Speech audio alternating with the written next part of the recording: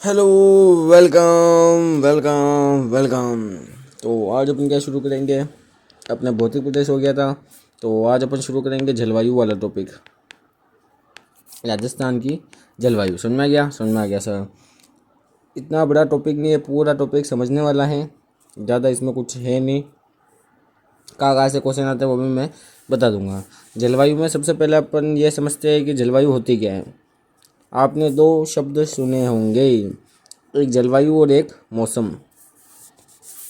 कौन कौन से सर? एक तो जलवायु जलवायु और एक मौसम। दो सब सुने हैं? हाँ सर सुने हैं। जो मौसम है, मौसम का मतलब क्या होता है?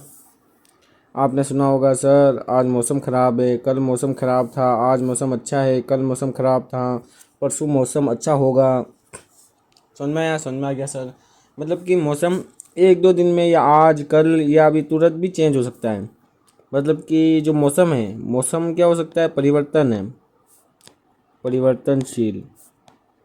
मौसम क्या है? परिवर्तनशील है। और जो ये परिवर्तन है, ये परिवर्तन भी जल्दी जल्दी हो जाता है। कैसे हो जाता है? जल्दी। परिवर्तन भी कैसे हो जाता है? जल्दी। और सर, और जो ये मौसम है, ये अल्पकालिक घटना है। क्या है? अल्पकालिक घटना। समझ में आ गया? समझ में आ गया सर। और जो ये है, ये क्या सर? ये जलवायु। जलवायु, आपने आपने सुना होगा सर, जलवायु परिवर्तन हो रहा है, जलवायु परिवर्तन हो रहा है। आप बचपन से सुनते आ रहे होगे जलवायु परिवर्तन हो रहा है। मतलब कि बचपन से अभी तक जलवायु परिवर्तन हो ही रहा है। समझ में आया? समझ में आ गया सर। मतलब कि वो अभी तक हुआ नहीं है। मतलब कि जलवायु में भी परिवर्तन होता है। जलवायु भी परिवर्तनशील है। परिवर्तनशील। जलवायु भी क्या है? परिवर्तनशील है। परंतु इसमें परिवर्तन क्या होता है? बहुत लेट होता है। क्या होता है? बहुत लेट होता है या धीरे धीरे होता है।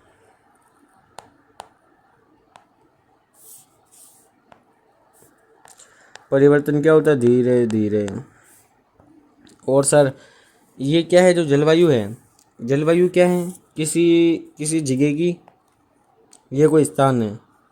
माना कि ये कोई स्थान है, यहाँ के मौसम का 50 से 60 वर्ष, कितने वर्ष? 50 से 60 वर्ष के मौसम का अध्ययन करेंगे। फिर निकालेंगे कि यहाँ की जलवायु कैसी है, फिर बताएंगे यहाँ की जलवायु कैसी है। मतलब मतलब कि जलवायु एक दीर्घकालिक घटना है। दीर्घकालीन घटना।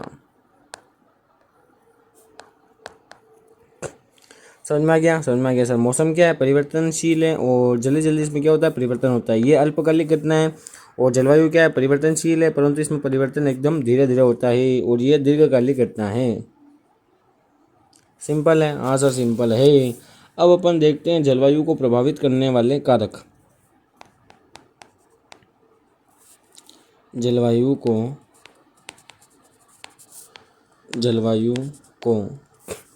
प्रभावित करने वाले कारक।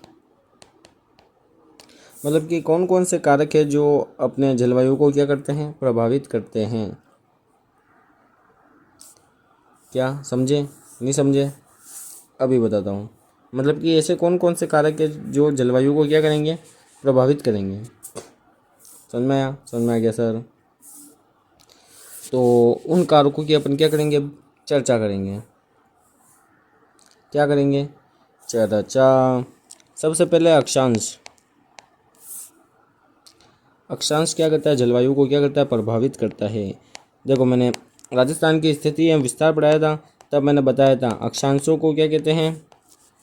जलवायु रेखा भी कहते हैं। और पूरा एक्सप्लेन किया था। जैसे कि ये पृथ्वी है। हाँ सर है। ये है 0 डिग्री अक्षांश। ये है 23.5 डिग्री अक्षांश। 23.5 डिग्री नॉर्दर्न लेटीट्यूड, उत्तरी अक्षांश। ये है 23.5 डिग्री ईस्टर्न साउथर्न लेटीट्यूड, दक्षिणी अक्षांश, और ये भी क्या है, अक्षांश है। समझ में आ गया। और यहाँ पर ऊपर क्या जमी हुई है, बर्फ़ जमी हुई है 90 डिग्री नॉर्दर्न लेटीट्यूड ध्रुव पर, 90 डिग्री नॉर्दर्न लेटीट्यूड ध्रुवों पर। ध्रुवों पर क्या है, बर्फ़ है। क्यों सर, ध्रुवों पर बर्फ़ क्यों है? और यहाँ पर क्या है, सबसे ज़्यादा क्या है, गर्मी है। समझ में आया? समझ में आ गया सर। देखो, जो हमारा सूर्य है, क्या सर, जो हमारा सूर्य है,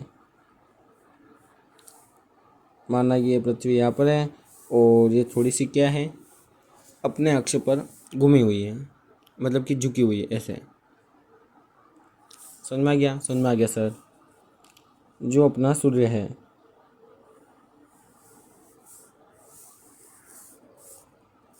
जो अपना सूर्य है, सूर्य की सीधी किरणें कहाँ पर गिरती है, 0 डिग्री पर। किधर, 0 डिग्री पर। किधर गिरती है सर, 0 डिग्री पर। किधर गिरती है, 0 डिग्री पर। अच्छा ठीक है, सूर्य है, क्या है सर, सूर्य है। इसकी सीधी किरणें कहाँ पर गिरेगी, 0 डिग्री पर। समझ में आ गया? समझ में आ गया सर। और जैसे जैसे 0 डिग्री से आप दूर जाते जाओगे, नॉर्थ में या साउथ में, सूर्य की किरणें क्या होंगी, तिरछी होगी, और लास्ट में तो गिरेगी ही नहीं। समझ में आ गया? समझ में आ गया सर। इसलिए 0 डिग्री से ऊपर जाते जाते हैं क्या होती है, गर्मी कम होती है और ठंड ज़्यादा होती है।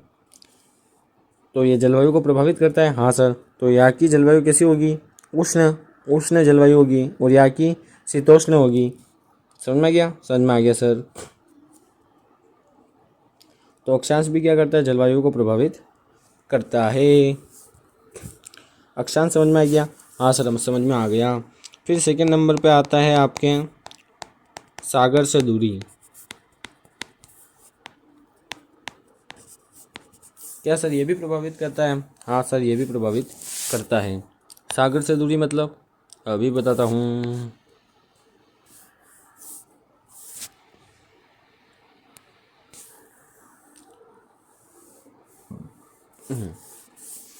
ये हो गया आपके दक्षिणी भारत। समझ में आ गया। और यहाँ पर क्या है, सागर है। सिंपल है। हाँ सर, सिंपल है। और यहाँ पर एक अपन, मतलब कि क्या करते हैं, एक देश लेते हैं, सॉरी एक एक जगह लेते हैं। जैसे कि ये कोई जगह ए है, समझ में आ गया। और ये कोई जगह बी है, समझ में आ गया। समझ में आ गया सर। जो ये ए जगह है, ए क्या है, समुद्र के पास है। हाँ सर, समुद्र के पास है। जो सागर है, सागर नहीं तो जल्दी ठंडा होता है और न ही जल्दी गर्म होता है। दिन के समय में तो सागर क्या होगा, ठंडा होगा, इसलिए यहाँ से ठंडी हवाएं चलेगी। और रात के समय सागर क्या हो जाएगा, गर्म हो जाएगा। समझ में गया।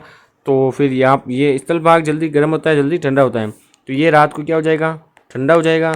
और जो ये समुद्र वाला भाग है वो क्या हो जाएगा, गर्म हो जाएगा। तो ठंड, इधर से इधर हवाएं चलेगी। मतलब कि जो ये पास वाला भाग है, ये ना तो ज़्यादा गर्म होगा ना ज़्यादा ठंडा होगा। समझ में आ गया? समझ में आ गया। परंतु यहाँ पर देखिए, बी वाली सिचुएशन देखो, इसमें क्या होगा, इसमें जो ये बी वाली सिचुएशन है, क्या है, बी वाली सिचुएशन है। इस बी वाली सिचुएशन में क्या है, इसके पास सागर नहीं है। समझ में आ गया। तो ये हवाएं तो नहीं चलेगी, यहाँ पर विषम जलवायु पाई जाएगी। समझ में आ गया। ये दिन में तो अत्यंत गर्म, मतलब कि बहुत ज़्यादा गर्म हो जाएगा, टेम्परेचर बहुत ज़्यादा चला जाएगा। और जो रात है, रात में टेम्परेचर माइनस में चला जाएगा। समझ में आया? समझ में आ गया सर। सिंपल है। हाँ सर, सिंपल है।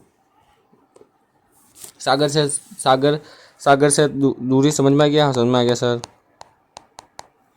फिर आपके आता है सागर तल से ऊंचाई। सागर तल से ऊंचाई, सागर तल से ऊंचाई। समझ में आ गया? समझ में आ गया सर। ये भी अभी बताते हैं। जैसे कि ये स्थल है, मानना कि ये क्या है, समुद्र है, समुद्र है सर। उसके पास क्या है, ये स्थल वाला भाग है। समझ में आ गया? और यहाँ पर क्या है, पर्वत है। क्या है सर, यहाँ पर पर्वत है।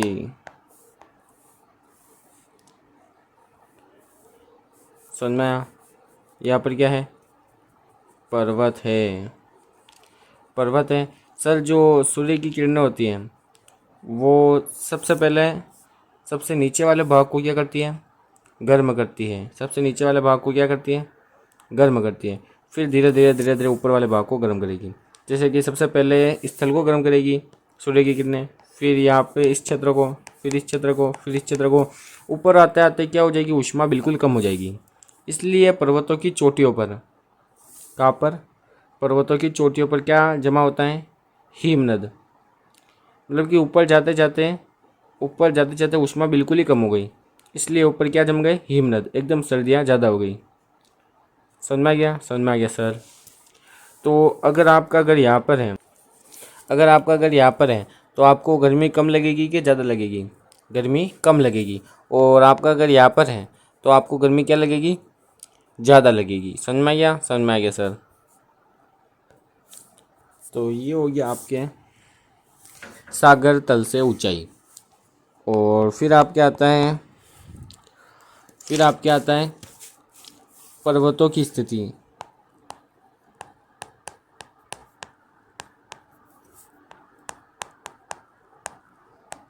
अभी बताया था वैसा ही है, पर थोड़ा सा क्या है, अलग है। इसमें क्या होता है, ऐसा होता है।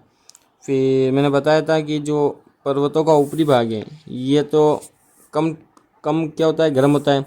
और जो वैली है वो क्या होती है, जो घाटी है वो क्या होती है, जल्दी गर्म हो जाती है। समझ में आ गया? सबसे पहले नीचे वाला भाग गर्म होगा, फिर ऊपर वाला। तो घाटी सबसे पहले गर्म हो जाती है और ऊपर क्या हो जाती है, ऊपर ऊपर मतलब कि जो पर्वत है, पर्वत की जो चोटियाँ है वो अभी तक गर्म नहीं हुई है। इसलिए ऊपर की जो ठंडी हवा है वो कहाँ आती है, नीचे आती है। और नीचे वाले वैली वाले भाग को क्या करती है, ठंडा करती है। क्या करती है, ठंडा करती है। और रात को इसके उल्टा होता है। जो वैली वाला भाग है वो ठंडा हो जाता है और जो ऊपर वाला भाग है वो क्या हो जाता है, गर्म हो जाता है। तो जो नीचे वाली ठंडी हवा है वो तो ऊपर चली जाती है और जो ऊपर वाली जो गर्म हवा है वो नीचे आ जाती है। मतलब कि वैली में जो घाटी है, घाटी में हमेशा क्या होता है, टेम्परेचर ना तो ज़्यादा गर्म ना ज़्यादा ठंडा होता है। समझ में गया? समझ में आ गया सर। फिर आप क्या आता है, पवनों की दिशा। पवनों की दिशा। अब पवनों की दिशा कैसी है, जैसे कि गर्मियों में मतलब कि गर्मियाँ पड़ने के बाद अपने इधर क्या चलती है, मानसूनी हवाएं चलती हैं। उनसे अपने क्या होती है, वर्षा होती है और टेम्परेचर क्या होता है, कम होता है। तो ये हवाएं हैं। हाँ सर, जो पवनों की दिशा है ये भी क्या करती है, जलवायु को प्रभावित करती है। समझ में गया? समझ में आ गया सर। पवनों की दिशा हो गई।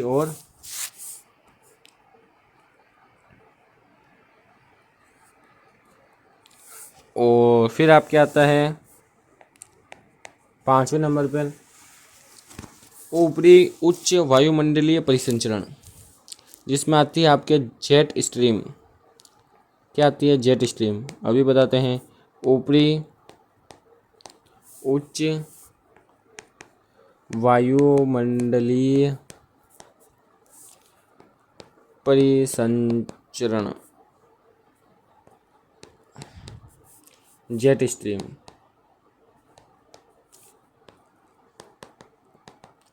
जेट स्ट्रीम सबको पता है। ये क्या करती है, गर्मी में सर्दियों में क्या करती है, राजस्थान की तरफ वर्षा करती है। ये क्या करती है, जो सर्दियाँ हैं, सर्दियों में ठंड में जो मावट होते हैं, क्या होते हैं, मावट को लाने वाली जो हवा है वो कौन सी है, ये वाली है। समझ में गया? समझ में आ गया सर।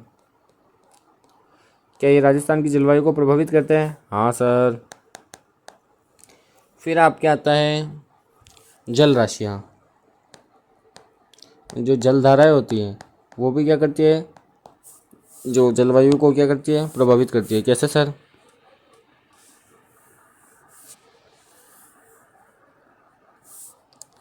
ये है आपके दक्षिणी अमेरिका।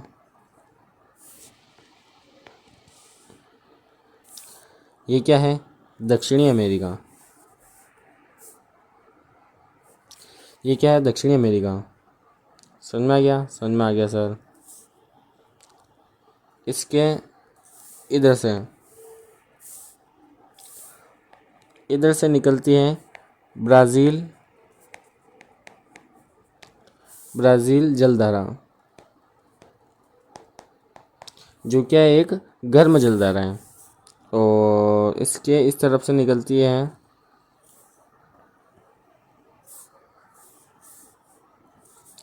किधर? इधर से निकलती है ब्राज़ील या पीरू जलधारा।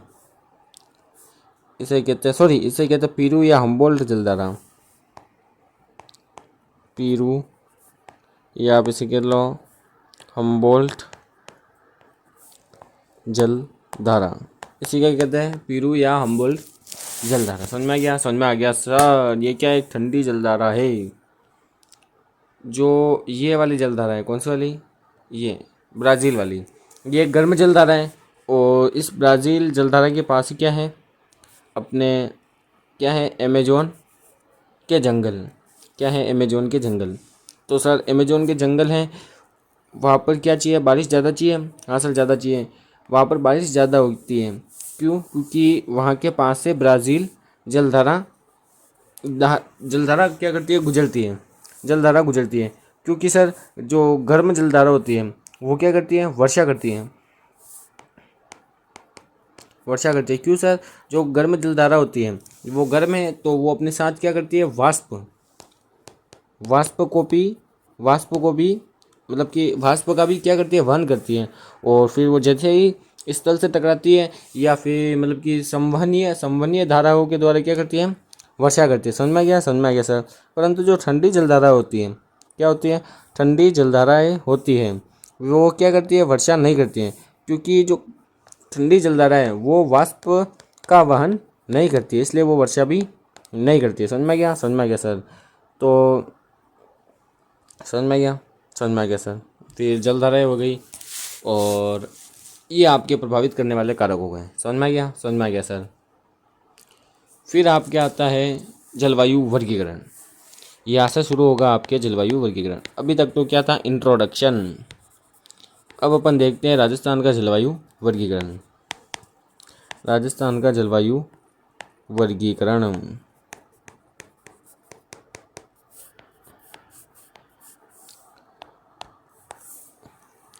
राजस्थान का जलवायु वर्गीकरण मतलब कि राजस्थान का जलवायु वर्गीकरण किन किन ने किया, ये देख लेते पहले। हाँ सर, ये देख लो। सबसे पहले तो राजस्थान का वर्गीकरण मतलब कि एक तो सामान्य वर्गीकरण आता है और एक आता है व्यक्तिगत वर्गीकरण। एक तो आता है अपने सामान्य वर्गीकरण,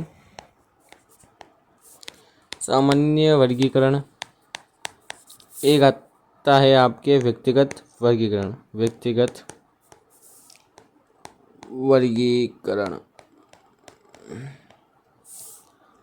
एक आता है आपके सामान्य वर्गीकरण, और एक आता है आपके जो व्यक्तिगत लोगों द्वारा किया गया है वो वाला वर्गीकरण।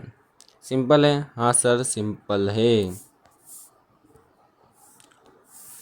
जो सामान्य वर्गीकरण है,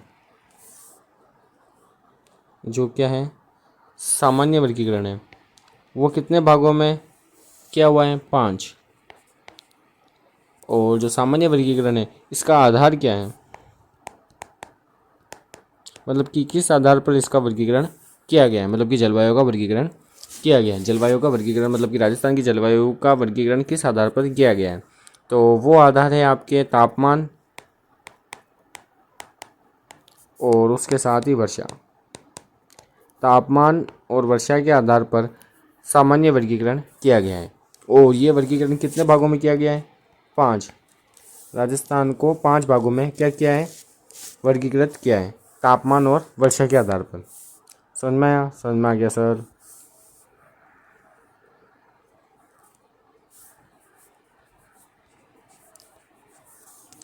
तो सामान्य वर्गीकरण, सामान्य वर्गीकरण में कितने भागों में वर्गीकृत किया गया है? 5 भागों में क्या किया गया है? वर्गीकृत, वर्गीकृत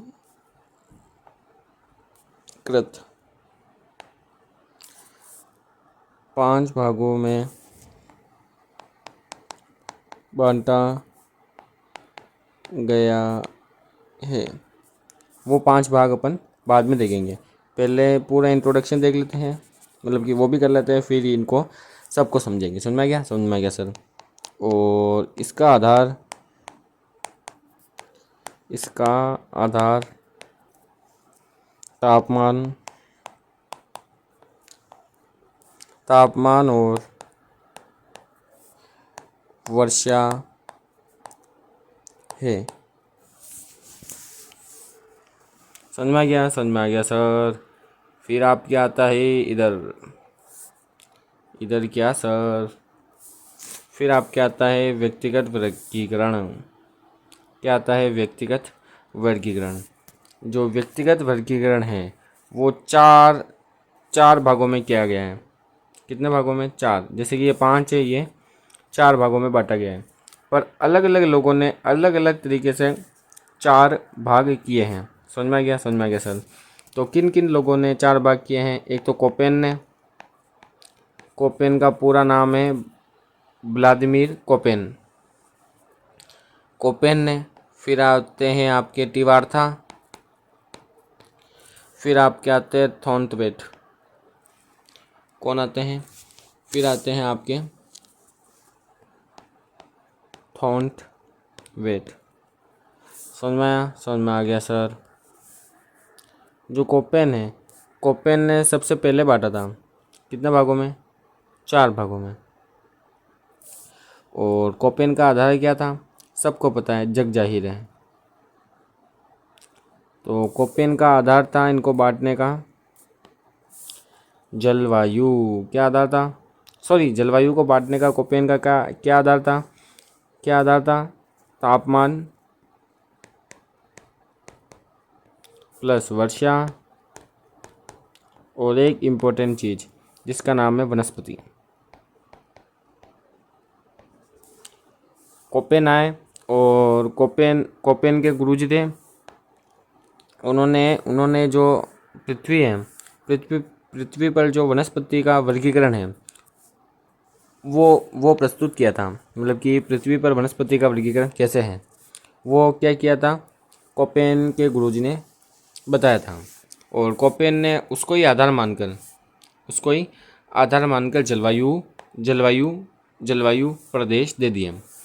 जैसे कि कोपेन ने कहा कि जो बीच वाला मतलब जो उष्णकटिबंधीय क्षेत्र है जहाँ पर सूर्य की किरणें सबसे ज़्यादा आती है वो है ए। फिर जो उपोष्णकटिबंधीय है कर्क रेखा वाला वो है बी। फिर उसके ऊपर सी। फिर उसके ऊपर शीतोष्णकटिबंधीय वो डी। और फिर सबसे ऊपर ई मतलब पोलर। और फिर इसने कुछ हाइट के लिए भी बताया। जैसे कि एच का उपयोग करेंगे तो मतलब कि हाईलैंड, और के का उपयोग करेंगे तो मतलब कोल्ड डेजर्ट, और अगर अपन ने छोटे एच का उपयोग किया तो हॉट डेजर्ट। समझ में आ गया? समझ में आ गया सर। गर्म मरुस्थल, ठंडा मरुस्थल। समझ में आ गया? समझ में आ गया सर। कोपेन, इसको भी पूरा पढ़ेंगे। फिर आते हैं आपके टिवार्था में क्या है? वर्षा। टिवार्था वाला पूछते ही नहीं है। सदियों में सिर्फ एक क्वेश्चन आया है कि मतलब कि वर्षा पर आधारित वर्गीकरण किसका था? टिवार्था का, थॉर्नवेट। और जिस बुक से आप मतलब कि देखोगे क्वेश्चन आंसर, उस बुक में मतलब कि PYQ जिससे आप करोगे उस बुक में क्या लिखा हुआ है? गलत लिखा हुआ है। उसमें कोपेन माना हुआ है या थॉर्नवेट माना हुआ है। समझ में आ गया? समझ में आ गया सर। थॉर्नवेट है। थॉर्नवेट ने थोड़ी प्रैक्टिकल बातें की। क्या की? प्रैक्टिकल बातें की, हवा में बातें नहीं की। थॉर्नवेट को पूछा कि जलवायु मतलब कि किस पर निर्भर करती है, तो थॉर्नवेट ने कहा कि सबसे पहले तो मतलब कि जलवायु निर्भर करती है आपके टेम्परेचर पे। और इसको पूछा कि मतलब वर्षा कैसे होती है, तो इसने कहा कि माहौल बनने पर क्या होती है? वर्षा होती है। तो सर माहौल बनाओ, तो इसने माहौल बनाया। इसने कहा कि देखो सबसे पहले माहौल बनने के लिए क्या चाहिए, टेम्परेचर चाहिए। अगर टेम्परेचर ज़्यादा होगा तो क्या होगा, वाष्पीकरण होगा। वाष्पीकरण, जल का क्या होगा, वाष्पीकरण होगा। वाष्पीकरण होगा तो वाष्प और ऊपर जाएगी, और ऊपर जाके क्या होगा, वर्षण होगा, मतलब कि वर्षा होगी। फिर संघनन होगा और फिर क्या होगी, वर्षा होगी, वर्षण। फिर क्या होगी, वर्षा होगी। समझ में आया, समझ में आ गया सर। तो इसने क्या कहा, सबसे पहले टेम्परेचर बढ़ेगा, टेम्परेचर बढ़ा तो क्या होगा, वाष्पीकरण, वाष्पीकरण, और वाष्पीकरण होगी तो क्या होगी, वर्षा।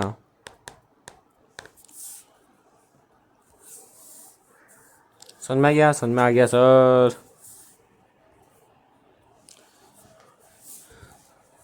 तो थॉर्नवेट ने किसको आधार माना, तापमान, वर्षा, और आपके एक और चीज़, वाष्पीकरण। तापमान, वर्षा और वाष्पीकरण। समझ में आ गया, समझ में आ गया सर। सिंपल है, हाँ सर सिंपल है। फिर सर, फिर आपके आता है सामान्य वर्गीकरण। क्या आता है, सामान्य वर्गीकरण। अब समझना भी तो पड़ेगा ना सामान्य वर्गीकरण को। तो सामान्य वर्गीकरण में क्या है, कुछ नहीं है, मतलब कि ज़्यादा कुछ नहीं है।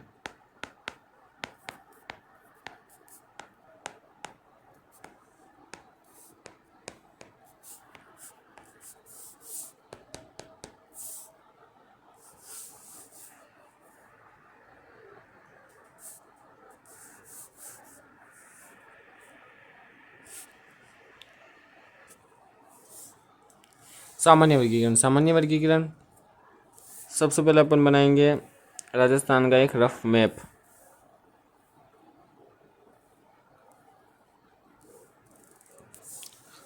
ये क्या है, राजस्थान का एक रफ मैप है। समझ में आ गया, समझ में आ गया सर।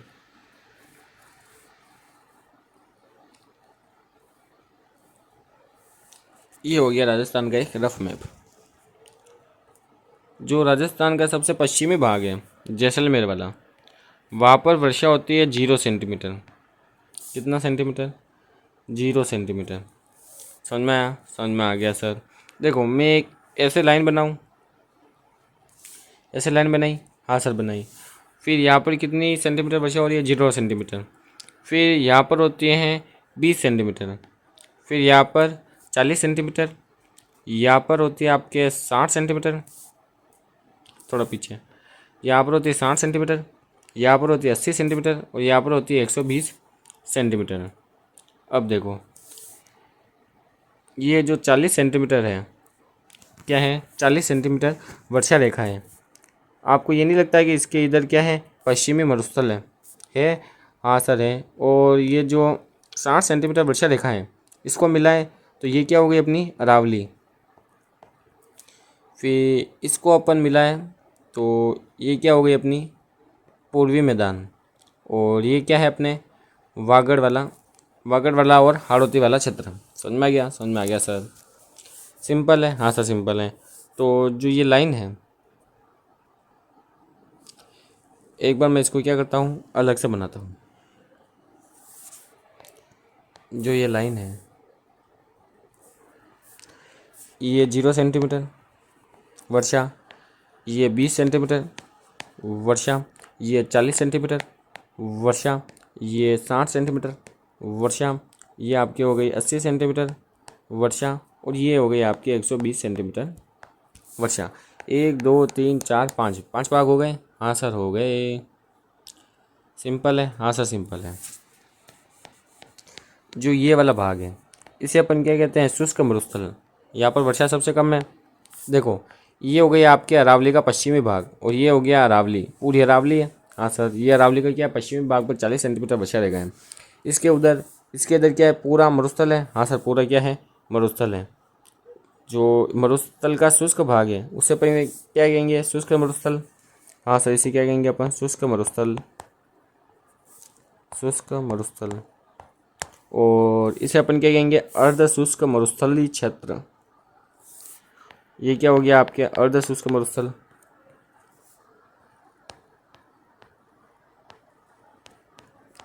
अर्ध शुष्क मरुस्थल। समझ में आया? समझ में आ गया सर। फिर ये क्या हो गया आपके? अरावली। अरावली। फिर ये क्या हो गया आपके? पूर्वी मैदान।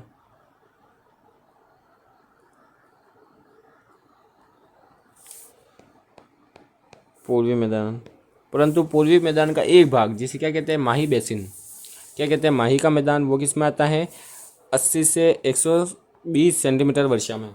समझ में आया? समझ में आ गया सर। तो इसमें क्या हो गया? मैदान। और फिर लास्ट में क्या आएगा आपने? लास्ट में आएगा आपके वागड़ और हाड़ौती। ये आपको एक बात में पूछे, मतलब कि एक आंसर मानेंगे तो आपको कहना है हाड़ौती, और आपको मतलब जिले विले पूछ ले तो आपको वागड़ और हाड़ौती दोनों के जिले बताने हैं। हाड़ौती का पठार, और इसमें आता है माही बेसिन। माही मैदान। माही मैदान मतलब वागड़। समझ में गया? समझ में आ गया सर। सिंपल है। हाँ सर सिंपल है। तो ये हो गया आपके पूर्वी मैदान। सिंपल है। हाँ सर सिंपल है। सॉरी, पूर्वी मैदान क्या ये है आपके? ये क्षेत्र क्या कहते हैं इसे? क्या कहते हैं? मतलब कि सामान्य वर्गीकरण। इसको एक बार और देख लेते हैं। एक इंडेक्स है, उसके द्वारा आपको और अच्छे से समझ में आएगा।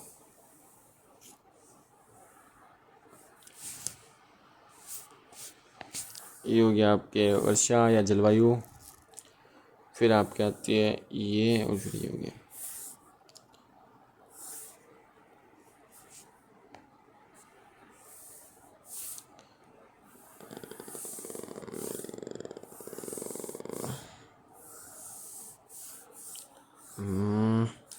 ये ऊपर थोड़ा सा, ये और ऊपर 2 3, एक और चाहिए। सबसे पहले अपने इधर क्या लिखनी है? वर्षा। वर्षा कितनी सेंटीमीटर होती है? और इधर लिखेंगे अपन जलवायु। तो 2 डिब्बी चाहिए? हाँ सर 2 ही चाहिए, 3 क्यों बनाया? वाह, बना दिया तो बना दी। वर्षा इधर ले लेते हैं।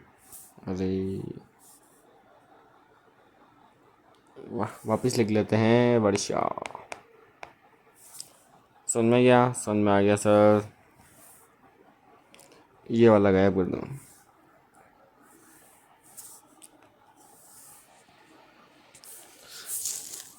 सबसे पहले 0 से 20 सेंटीमीटर, फिर 20 से 40 सेंटीमीटर, फिर 40 से 60 सेंटीमीटर, और फिर 60 से 80 सेंटीमीटर, और फिर 80 से 120 सेंटीमीटर वर्षा।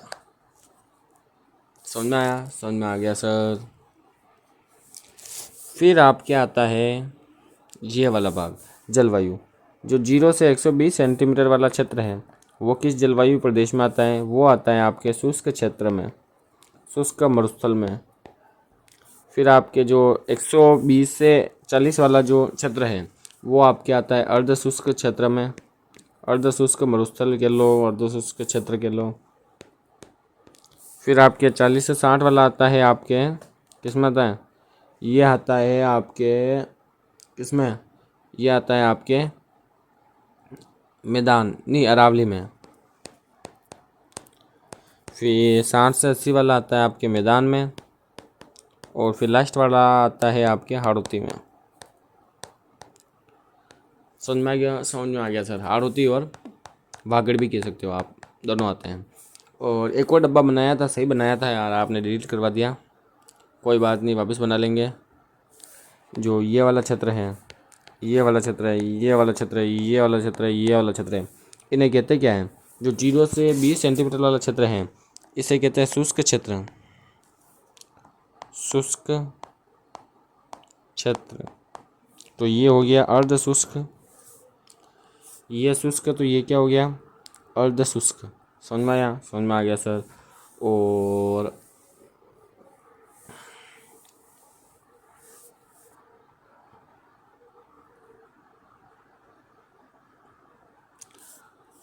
ये क्या हो गया, शुष्क क्षेत्र। ये शुष्क, तो ये क्या हो गया, अर्ध शुष्क। ये क्या हो गया, उपाद्र। देखो ये हो गया आर्द्र। जो आर्द्र के पहले हो, मतलब कि आर्द्र से कम वर्षा हो, उसे कहेंगे अपन उपाद्र। क्या कहेंगे, उपाद्र। और अगर आर्द्र से ज़्यादा हो तो उसे अपन क्या कहेंगे, अति आर्द्र। समझ में आ गया सर। तो ये उपाद्र है। बीच वाला क्या है, देखो जो ये 60 से 80 सेंटीमीटर वाली वर्षा है, मैदान वाली वर्षा है, इसे अपन कहते हैं आर्द्र, आर्द्र जलवायु प्रदेश। तो इसके ऊपर वाला कम कम वर्षा वाला, इसे अपन कहेंगे उपाद्र। इससे कम वर्षा वाला क्या हो जाएगा, उपाद्र। इससे ज़्यादा वर्षा वाला क्या हो जाएगा, अति आर्द्र। समझ में आ गया, समझ में आ गया सर। सिंपल है, हाँ सर सिंपल है। तो एक बार क्या कर लेते हैं, अपन रिवीजन कर लेते हैं। सबसे पहले अपन जलवायु और मौसम में क्या देखा, अंतर देखा।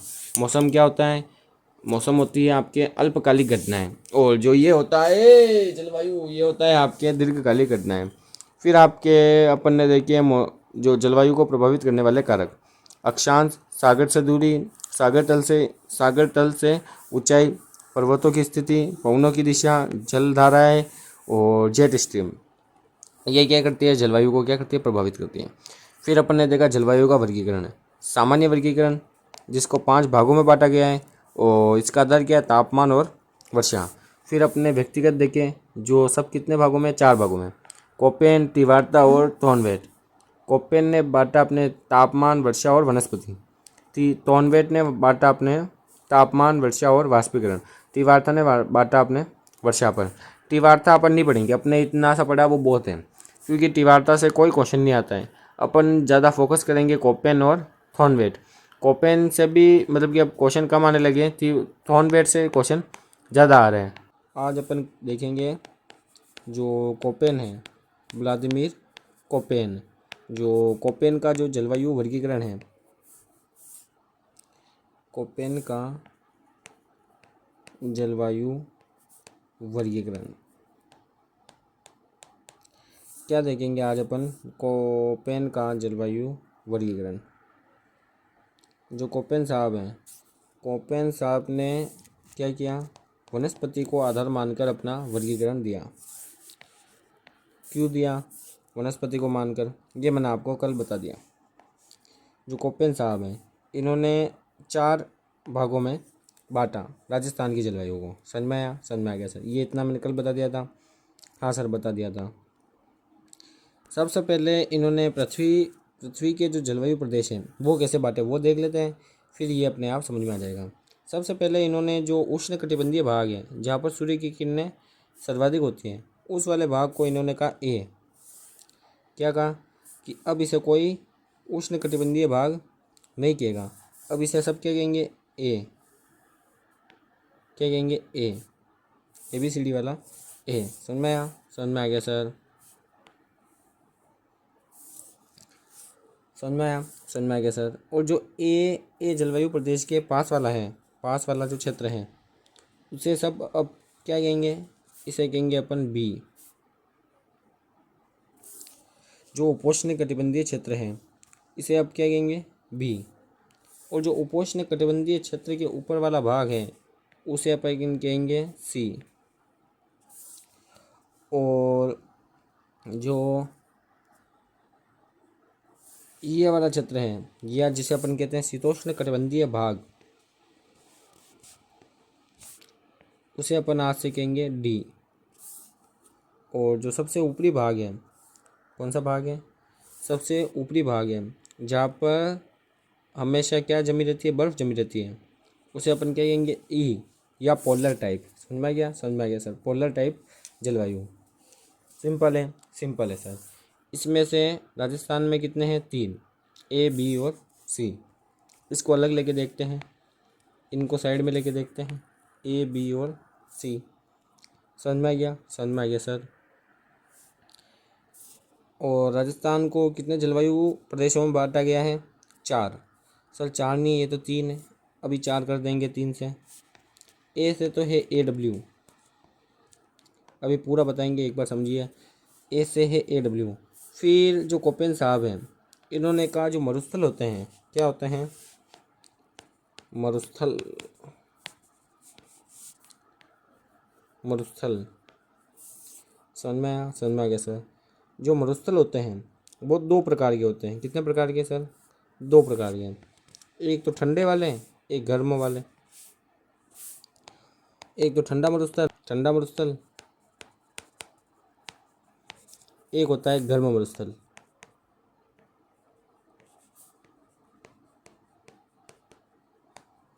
एक ठंडा मरुस्थल, एक गर्म मरुस्थल। समझ में गया? समझ में आ गया सर। जो ठंडा मरुस्थल है उसे अपन कहेंगे के, क्या कहेंगे? के से बताएंगे। किससे बताएंगे? के से, क्योंकि के फॉर कोल्ड। कोपेन कोपेन साहब जैसे थे वहाँ पर सी फॉर कोल्ड नहीं होता है। किससे कोल्ड होता है? के फॉर कोल्ड होता है। समझ में आ गया? समझ में आ गया सर। और जो गर्म मरुस्थल है उसे अपन बताएंगे एच से। समझ में आ गया? समझ में आया कि नहीं आया? हाँ सर आ गया। समझ में आ गया? समझ में आ गया सर। सिंपल है। हाँ सर सिंपल है। जो गर्म मरुस्थल है उसे किससे बताएंगे? एच से। जो ठंडा मरुस्थल है उसे किससे बताएंगे? एच से। सिंपल है। हाँ सर सिंपल है। फिर कोपेन ने कहा कि जो मतलब गर्म और ठंडे मरुस्थल हैं, इनमें भी मतलब कि कई सारी अलग अलग दशाएं पाई जाती हैं। जैसे कि राजस्थान में मैंने आपको बताया था शुष्क मरुस्थल और अर्ध शुष्क मरुस्थल। ऐसे ठंडे मरुस्थल में भी होता है शुष्क और अर्ध शुष्क भाग। तो इन्होंने कहा देखो, जो शुष्क भाग होंगे, जो शुष्क भाग होंगे उन्हें तो अपन कहेंगे W, और जो अर्ध शुष्क भाग होंगे उन्हें अपन कहेंगे S। क्या कहेंगे? S। ये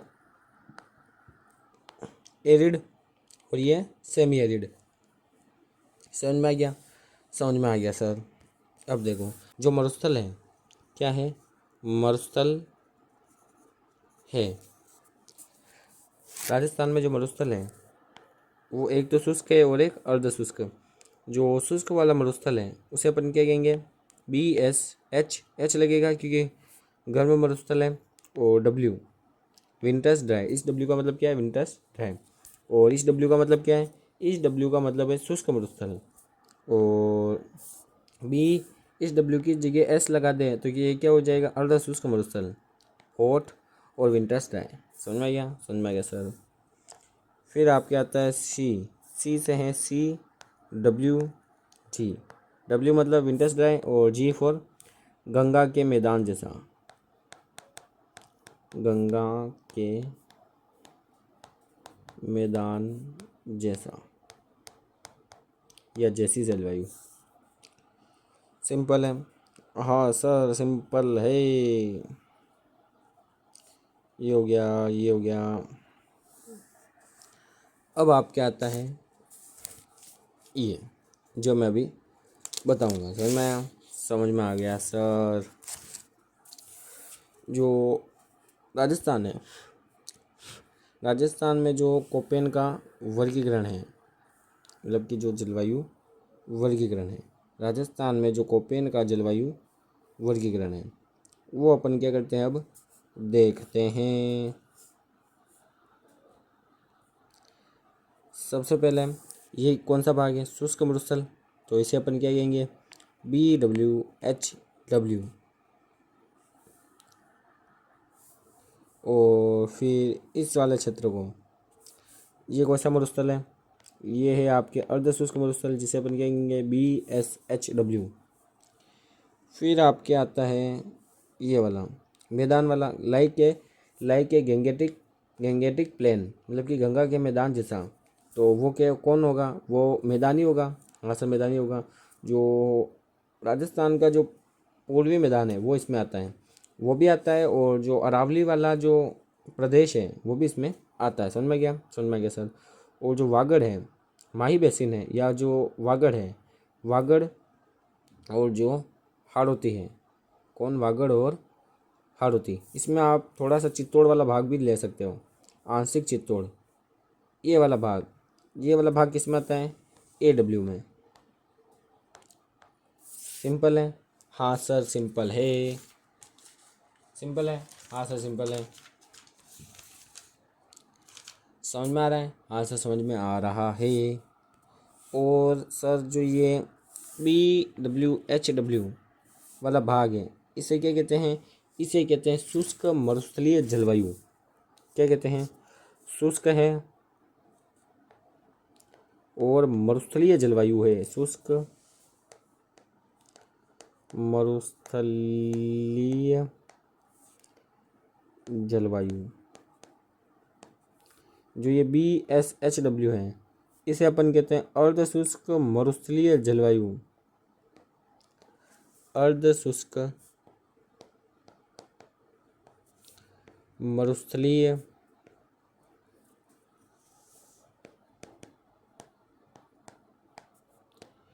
जलवायु। फिर जो ये CWG है, इसे अपन कहेंगे उपाद्र या उपोष्ण उपाद्र जलवायु, उपोष्ण उपाद्र जलवायु, उपोष्ण उपाद्र जलवायु। और AW को अपन कहेंगे, इसे अपन कहेंगे उष्ण आर्द्र तुल्य जलवायु। क्या कहेंगे, उष्ण आर्द्र तुल्य जलवायु। अब देखो इस पूरे को, इसमें तो ऐसे मतलब कि भीड़ भाड़ हो गया, समझ में कम आया। अब अपन सही से समझ लेते हैं, मतलब कि साइड में एकदम सही से लिख के समझ लेते हैं। सबसे पहले शुष्क मरुस्थल BWHW, फिर आपके आता है BSHW, फिर आपके आता है CWG, फिर आपके आता है AW। समझ में आ गया, समझ में आ गया सर।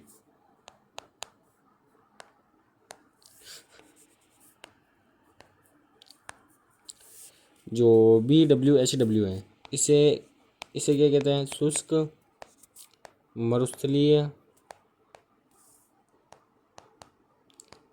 मरुस्थलीय जलवायु।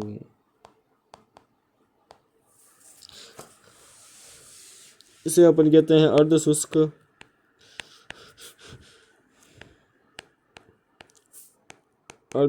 मरुस्थलीय जलवायु। इसे अपन क्या कहेंगे, अर्ध शुष्क जलवायु, अर्ध शुष्क मरुस्थलीय जलवायु।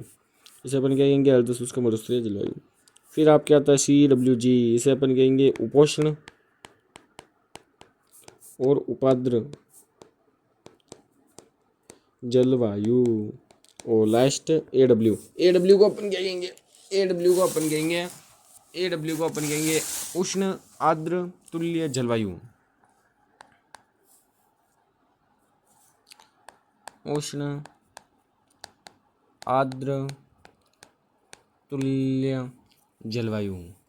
क्या कहेंगे, उष्ण आर्द्र तुल्य जलवायु, उष्ण आर्द्र तुल्य जलवायु। क्या कहेंगे, उष्ण आर्द्र तुल्य जलवायु। समझ में गया, समझ में गया सर। यहाँ तक तो ठीक था। अब जहाँ से मेन क्वेश्चन आते हैं, क्या आते हैं क्वेश्चन, जहाँ से आते हैं वो वाला पार्ट करते हैं कि मतलब कि जिले, मतलब कि कौन सा जलवायु प्रदेश किस जिले में आता है, या चूरू में कौन सा जलवायु प्रदेश आता है। ऐसे क्वेश्चन आपके बहुत आते हैं, तो वो वाला भाग अपन अब करेंगे।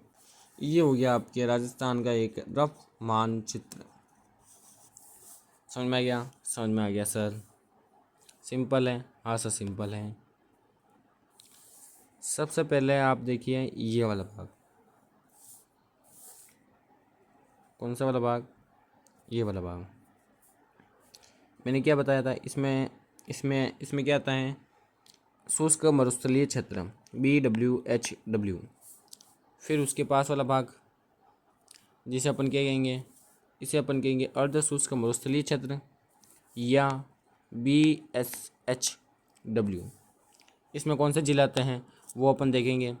फिर आपके आता है CWG, ये सबसे बड़ा है CWG, और इसमें कौन से ज़िले आते हैं वो अपन देखेंगे। और फिर आपके आता है लास्ट AW, लास्ट में क्या आता है आपके AW, ये क्या हो गया आपके AW में कौन से ज़िले आते हैं वो भी अपन क्या करेंगे, देखेंगे। सबसे पहले BWHW में कौन कौन से ज़िले आते हैं वो अपन क्या करते हैं, देखते हैं। सबसे पहले BWHW में आता है आपके जैसलमेर, फिर जैसलमेर के ऊपर बीकानेर, फिर आपके आता है बीकानेर के ऊपर इधर चूरू, फिर आपके आता है गंगानगर, और गंगानगर के सामने हनुमानगढ़। समझ में आ गया, समझ में आ गया सर। BSHW के ज़िले अपन याद नहीं करेंगे सर, क्यों नहीं करेंगे, क्योंकि अपन इसके भी देख लेंगे, इसके भी देख लेंगे, इसके भी देख लेंगे। समझ में आया, हाँ सर समझ में आ गया। और जो अपन ने याद नहीं किया है वो किसमें है, BSHW में। समझ में आया, समझ में आ गया सर, समझ में आया, समझ में आ गया सर। फिर आपके आता है CWG, इसमें सबसे पहले अपन देखेंगे ABCD वाले ज़िले, ABC और D। ये है एकीकरण वाले, मत्स्य संघ वाले, अलवर, भरतपुर, करौली, धौलपुर। फिर आपको ABCD इधर लिखना है, A Ajmer, B Bhilwara, repeat B Bundi, और फिर C बूंदी के नीचे चित्तौड़। समझ में आया, समझ में आ गया सर। C इधर बूंदी के नीचे चित्तौड़, बूंदी के नीचे चित्तौड़, और एक बूंदी के ऊपर आएगा अपने D फॉर डोसा। समझ में आया, समझ में आ गया सर। फिर आपको बोलना है RSTU, क्या बोलना है sir, RSTU, RSTU, Rajsamand, Tonk, RS Sirohi, S से भी दो लेने, इधर सिरोही और इधर सवाई माधोपुर। क्या लेना है, इधर सिरोही और इधर सवाई माधोपुर। RSTU। अभी मतलब कि थोड़ा रुक जाओ, इस मैप पे बता रहा हूँ, फिर लिख कर बताऊँगा, आपको अच्छे से समझ में आ जाएगा। RSTU उदयपुर। समझ में आ गया, समझ में आ गया सर। और जो स्टेट की कैपिटल है जयपुर, जयपुर किसके साथ आएगा, इसके साथ ही आ जाएगा। समझ में आ गया, समझ में आ गया सर। फिर आपके आता है AW वाले ज़िले। AW में आपके मैंने पहले ही बताया था कौन कौन से आते हैं, वागड़ और हाड़ौती, वागड़ और हाड़ौती। वागड़ में तो तीनों जिले आते हैं, डूंगरपुर, बांसवाड़ा और प्रतापगढ़। सलूम्बर भी इसमें आएगा, डूंगरपुर, बांसवाड़ा और प्रतापगढ़, सलूम्बर भी इसमें आएगा। फिर आपके आते हैं हाड़ौती वाले ज़िले। हाड़ौती में आपको क्या क्या लेना है, देखो हाड़ौती में आपको लेना है कोटा। पहले तो पूरा हाड़ौती एक बार बोल जाओ, कोटा, बूंदी, बारा, झालावाड़। इसमें जो बूंदी है, बूंदी की लोकेशन देखो, और बूंदी अपन ने इसमें ले लिया CWG में, और बूंदी की लोकेशन क्या है, थोड़ी सी इधर है, CWG के इधर है, और कोटा इधर है। तो कोटा के थोड़ा मतलब कि बाहर कह लो या अंदर कह दो, इधर है। समझ में गया, समझ में गया सर। इसलिए आपको क्या नहीं लेना है, बूंदी को नहीं लेना है, बूंदी को बाहर निकाल दो अब इसमें से। फिर बूंदी की जगह आपको लेना है चित्तौड़। सर चित्तौड़ तो उसमें ले लिया, हाँ तो इसमें लेना है चित्तौड़ का आंशिक भाग, चित्तौड़ का आंशिक या थोड़ा सा भाग, आंशिक भाग। समझ में आ गया, समझ में आ गया सर। सिंपल है, हाँ सर सिंपल है। अब इसको क्या करते हैं, लिख लेते हैं, मतलब कि कौन कौन से ज़िले हैं वो सब अपन क्या करते हैं, लिख लेते हैं। सबसे पहले BWHW के ज़िले देखते हैं, फिर अपन देखेंगे CWG के, क्योंकि BSHW के ज़िले अपन को नहीं देखने, क्योंकि अपन ने 3 के याद कर लीजिए, अपन के 3 के याद कर लीजिए। देखो जैसे कि ये 2 उंगलियां हैं, 2 उंगलियां हैं, इसमें है ना, इसमें है यस। आपको पता चल गया इसमें यस है, तो आपको अपने आप पता चल गया कि इसमें क्या है, नो। वैसी ही बात है कि आपको 4 चीज़ें याद करने के लिए कहा, तो आपने 1 2 3 चीज़ें याद कर ली, तो जो बच गई वो किस में आएगी, 4 में। सिंपल है यार, समझ में आया, समझ में आ गया सर। सबसे पहले BSHW के ज़िले अपन देखते हैं। तो इसमें अपन ने कौन कौन से ज़िले देखे हैं? शुष्क क्षेत्र वाले। इसमें अपन को बाड़मेर नहीं लेना है, ये आपको ध्यान में रखना है। इसलिए भी मैं नहीं लेकर रहा हूँ क्योंकि आप कहीं ना कहीं बाड़मेर को लोगे इसमें, इसलिए मैंने वो लिखा ही नहीं। तो जो जो इसमें आते हैं वो इसमें है, बाकी सब किस में है? BSHW में। BWHW इसमें कौन कौन से आते हैं? इसमें आते हैं आपके जैसलमेर,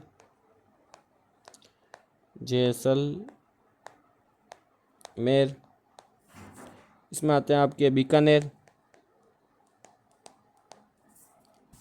जैसलमेर, बीकानेर। इसमें आता है आपके चूरू, इसमें आता है आपके गंगानगर,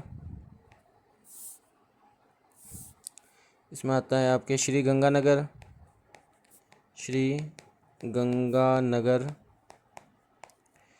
फिर इसमें आता है आपके हनुमानगढ़। समझ में आ गया? समझ में आ गया सर। तो ये ज़िले किस में आते हैं? BWHW में। फिर आपके आता है CWG।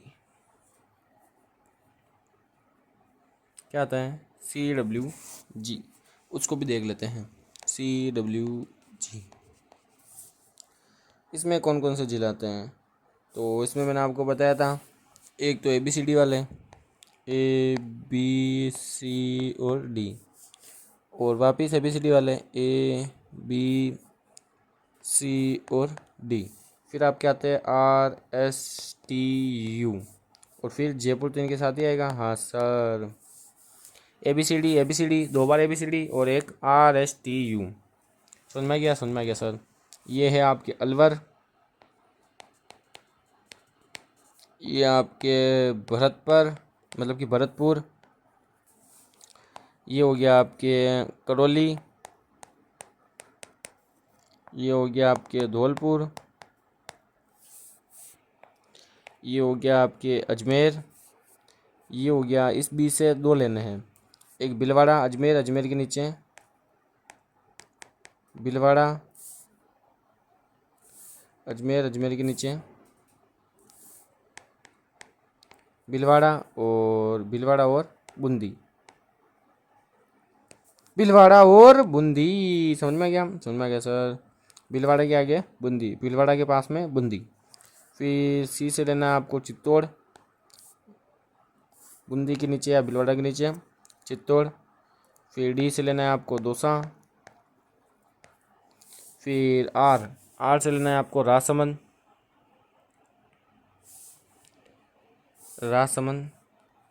R से क्या लेना है? राजसमंद।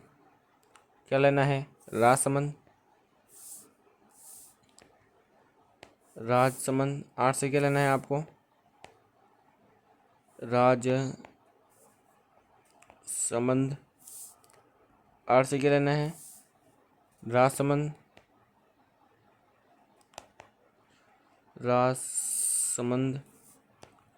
फिर ऐसे वापस आपको 2 लेने हैं, एक तो इधर सिरोही और एक उधर सवाई माधोपुर। फिर T से आपको सबको पता है टोंक। फिर U से आपको लेना है UDR, मतलब उदयपुर। सिंपल है सर। A से अलवर, भरतपुर, करौली, धौलपुर, अजमेर, भीलवाड़ा, बूंदी, चित्तौड़, दौसा, राजसमंद, सिरोही, सवाई माधोपुर, टोंक, उदयपुर, जयपुर। समझ में आ गया? समझ में आ गया सर। फिर आपके लास्ट में बचा AW।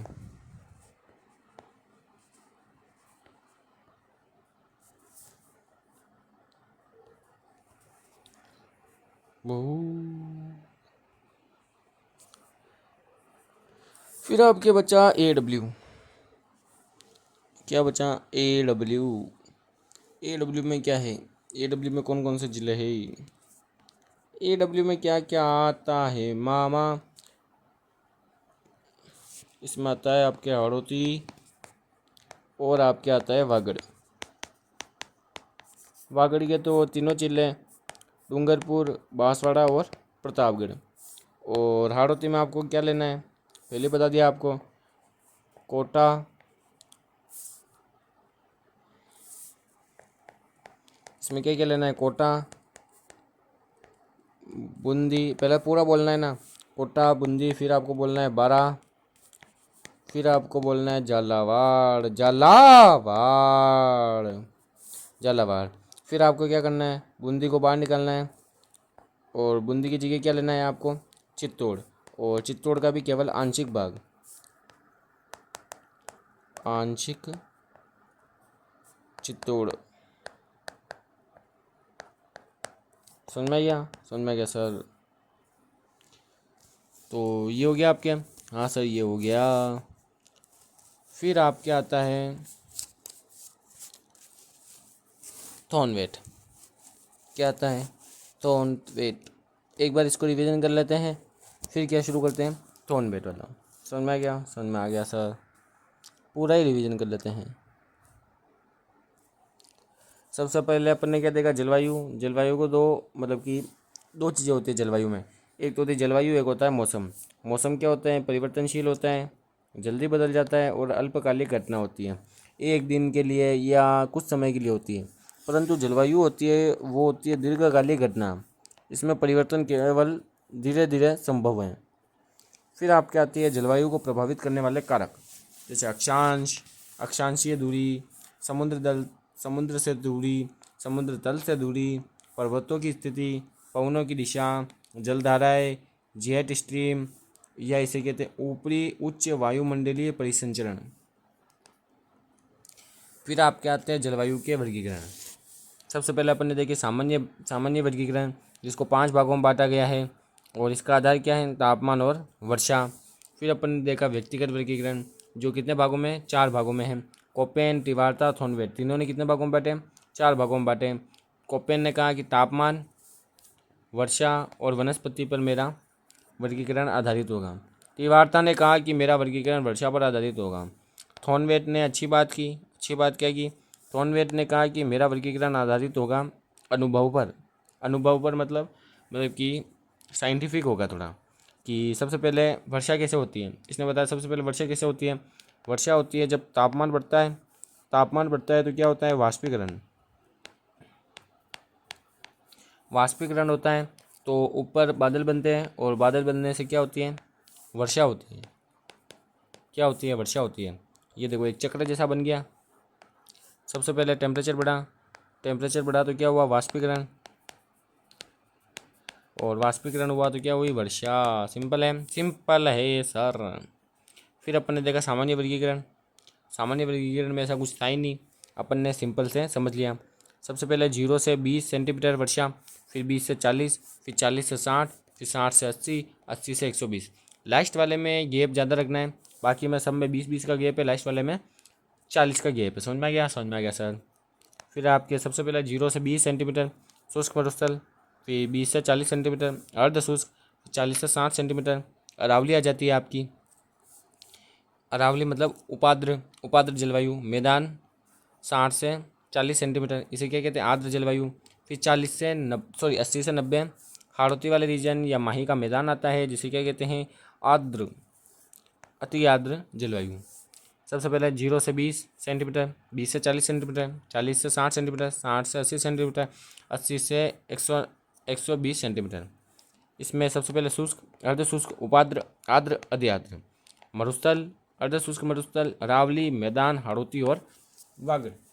हाड़ौती और जो वागड़ वाला जो प्रदेश है, ये सबसे ज़्यादा क्या करता है, वर्षा को प्राप्त करता है। समझ में गया, समझ में आ गया सर। सिंपल है, हाँ सर सिंपल है। फिर आता है आपके कोपेन का वर्गीकरण। इसको कितने भागों में दिया है कोपेन ने, 4। और ये आपको समझ में आ गया, हाँ सर आ गया। फिर अपन ने ये देख लिया था, हाँ सर देख लिया था। और ये हो गया, फिर अपने ये भी देख लिया। फिर आपके आता है ये जो BSHW है, उसे क्या कहते हैं, शुष्क मरुस्थलीय जलवायु। BSHW को अर्ध शुष्क मरुस्थलीय जलवायु। CWG को उपोष्ण उपाद्र जलवायु। AW को क्या कहेंगे, AW को अपन कहेंगे उष्ण आर्द्र तुल्य जलवायु। समझ में आया, समझ में आ गया सर। फिर अपन ने क्या देखे, झीलें देखे, जिले देखे थे, हाँ सर जिले देखे थे। सबसे पहले BWHW में क्या कौन कौन से जिले आते हैं, जैसे कि अपने जैसलमेर, बीकानेर, चूरू, श्री गंगानगर, हनुमानगढ़। फिर अपन ने देखे थे CWG में, ये क्या है, सबसे बड़ा जलवायु प्रदेश है कोपेन के अनुसार। फिर इसमें देखे थे अपने ABCD, वापिस ABCD, वापिस RSTU, और जयपुर क्या आएगा, स्टेट कैपिटल इनके साथ ही आएगी।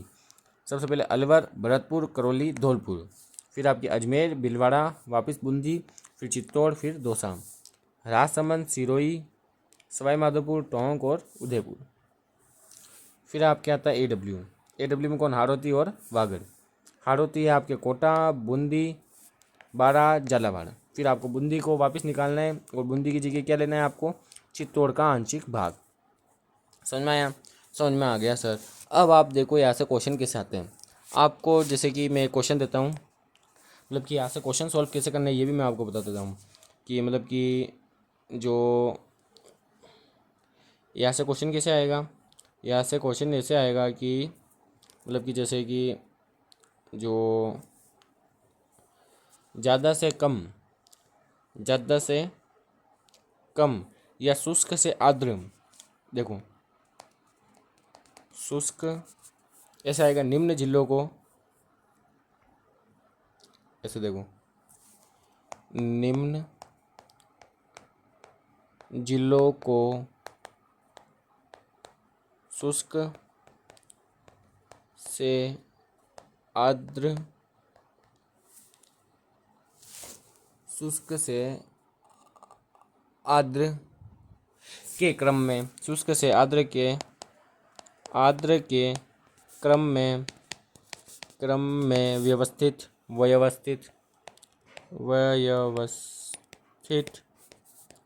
करें। शुष्क से आर्द्र के क्रम में क्या करें, व्यवस्थित करें। और आपको जिले दे दिए, जैसे कि आपको एक ज़िला दे दिया कोटा, एक दे दिया बूंदी, एक दे दिया आपको जयपुर, एक दे दिया आपको नागौर। समझ में गया? समझ में आ गया सर। एक दे दिया आपको गंगानगर। समझ में गया? समझ में आ गया सर। और फिर आपको ऑप्शन दे दिए, ये आपका क्वेश्चन हो गया। फिर आपको ऑप्शन दे दिए A, B, C और D। तो मतलब कि आपको मतलब कि जमा के दे दिए, मतलब कि A, मतलब कि इसको मानो A, फिर इसको B, इसको C, इसको D और इसको E। अब मैं लिख रहा हूँ, उनका क्रम लिख रहा हूँ, कौन सा सही क्रम है ये आपको बताना है। सबसे पहले कोटा, मतलब कि इनका क्रम कैसा है वो आपको क्या करना है, बताना है। मतलब कि शुष्क से आर्द्र का क्रम व्यवस्थित कीजिए। मतलब कि सबसे पहले कौन सा सबसे ज़्यादा शुष्क है, फिर आर्द्र आर्द्र आर्द्र आर्द्र। समझ में गया? समझ में आ गया सर। इसमें ये भी लिख लो कोपेन के अनुसार। समझ में गया? समझ में आ गया सर। तो मैं ऑप्शन लिख रहा हूँ, ऑप्शन देखना आप। सबसे पहले E, फिर D, फिर C, फिर B, फिर A, या E, फिर C, फिर B, फिर A, फिर D, या पहले D आएगा, फिर B आएगा, फिर C आएगा, फिर A आएगा, फिर E आएगा। ये आएगा आपके ABCDE। देखो इसमें से क्या आएगा। आप तो मतलब कि वीडियो को पॉज करके देख लेना, ऐसे वीडियो बहुत लंबी हो जाएगी। मैं बता देता हूँ क्या आ जाएगा, A आ जाएगा। क्या आ जाएगा? A आ जाएगा। सर आपको कैसे पता चला? देखो आपको कुछ नहीं करना है, एक राजस्थान का मैप बनाना है रफ।